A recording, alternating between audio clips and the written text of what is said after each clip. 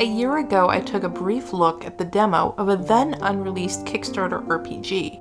I genuinely liked what little I was able to play, but I was left with questions. I had a few concerns. Today, I have played through the game in its 12-hour entirety and am relieved to report that Shadows of Adam stacks up admirably to the adventures of yesteryear. It accurately captures the tone and aesthetic of a golden era Squaresoft RPG.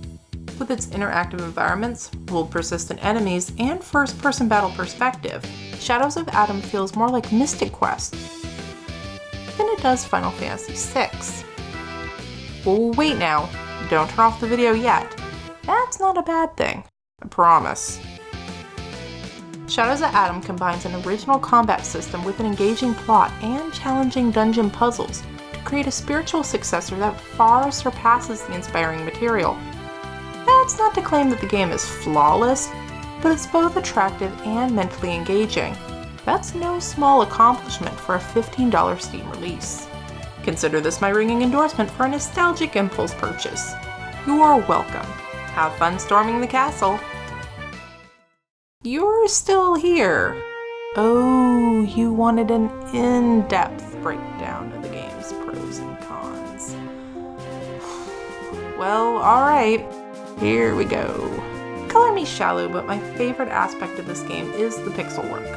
The palette is stunning and frequently exploits the stark contrast between the complementary purple and yellowish-greenish pairings to heighten tension, or lowers the saturation and reins in those analogous colors in order to invoke a sense of calm, and that's probably a little too in-depth. I can already taste your boredom.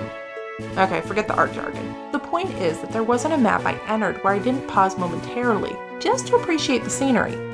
But as pretty as the environments are, and as faithfully as Adam recreates the look of a 20-year-old 16-bit game, it also employs a few modern tricks, such as transparent overlays and a higher font resolution, to smooth out the experience on today's hardware. And as much as I appreciate authenticity, I love a seamless gaming experience more. Moving on. Shadows of Adam's story unfolds in two timelines, the player-controlled present and the mostly cutscene presented past. The exposition builds up gradually throughout the adventure. There are no surprise endings. The party propels themselves to an inevitable and foregone conclusion, and come the finale, you will have a complete understanding of who each of these characters are, and how they came to stand on the precipice of the world's destruction. If this feels anticlimactic, it's because we've been collectively conditioned by the likes of Square to expect the unexpected. So the fact that a diabolical mastermind doesn't reveal himself at the game's climax leaves us wanting a little more oomph. Furthermore, the plot is so deliberately structured that it's a shame the characters themselves aren't more diverse. Sure, you have the archetypical Final Fantasy crew, the alluring female mystic, the red mage gambler, the self-doubting hero, and the intimidating monk. But tonally, these characters are nearly identical. They're all equally snarky. Much of the game's witty dialogue drips in venomous sarcasm, which is funny, but it's humor at the expense of providing clear identity-defining personalities. But what Adams might lack in narrative, it more than makes up for in mechanics. Turn-based battles have earned a bad reputation over the years for being repetitive and unengaging. Something Classic addresses these hurdles by equipping the player with a full arsenal of special abilities, each with their own unique animation. Ability points, or AP, is percentage-based, simplifying the math so players may make quick choices and plentiful. Each character slowly regenerates AP throughout combat so the player can keep choosing the fun actions without feeling the need to conserve their magic for a tougher boss encounter later. Many abilities synchronize together, encouraging the player to invent combination attacks using multiple characters in a single round.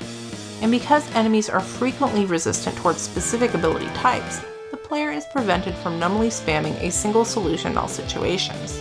To further reinforce the concept that Shadows of Adam is a thinker's game, most dungeons include a series of puzzles involving blocks and switches. Personally, I found these segments to be appropriately challenging. They never felt like tedious busywork, nor were they impossible to solve.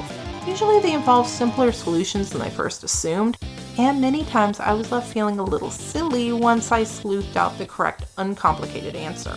In short, playing Shadows of Adam is an enjoyable experience that strikes all the right nostalgic chords, while staying just modern enough not to alienate anyone who doesn't happen to live in a mid-90s time capsule.